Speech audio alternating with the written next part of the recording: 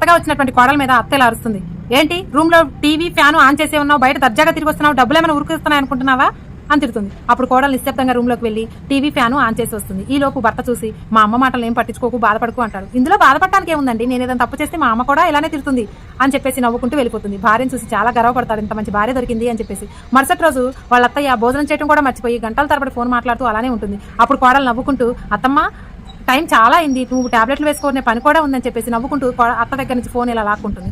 అప్పుడు అత్తమ్మ ఏయ్ నువ్వు కోడలుగా ఉండు, నా మీద అత్తపెత్తనం చేయకు అని చెప్పేసి తిట్టించి పంపించేస్తుంది. అప్పుడు రూమ్ లోకి ఏడ్చుకుంటూ వెళ్ళిపోతుంది కోడలు.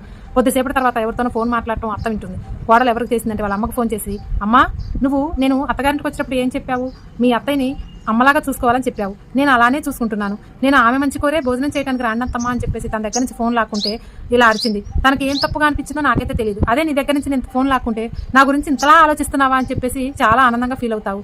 మా అత్తయ్యకేమో అది చెడుగా అనిపించింది.